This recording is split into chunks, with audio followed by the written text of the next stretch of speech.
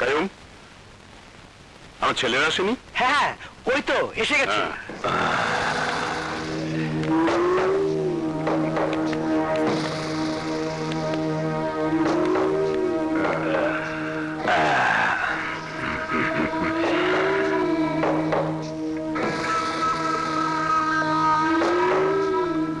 খুন কইরা সাজা খেতে বাড়িয়েছে, তাও গলায় মালা দেয়।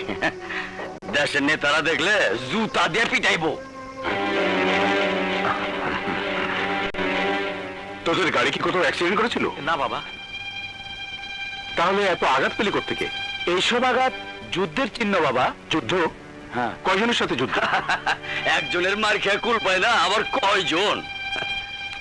এই বাদরটা কে রে? আমার বউয়ের মামা, খায় দেয়, টুকটাক কাজ করে।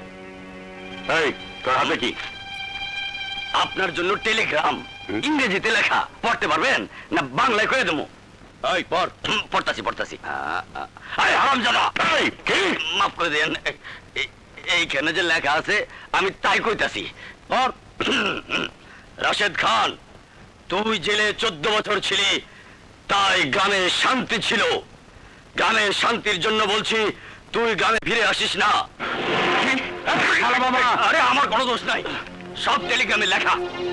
এই বাকিটা পড়। তুই বাঁচতে চাইলে অন্য কোথাও চলে যা, আমাদের গ্রামে ফিরে আসিস না। ইতি তোর শত্রু বিপ্লব চৌধুরী, গরিবের দাদা।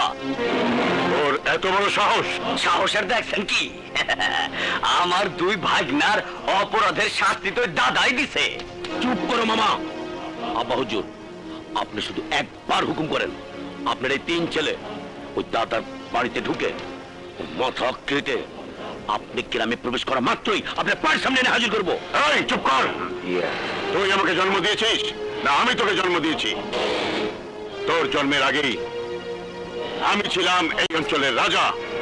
যা কবরস্থানে গিয়ে ওই দাদার কবর খুলে রাখ, আমি ওর লাশ নিয়ে আসছি।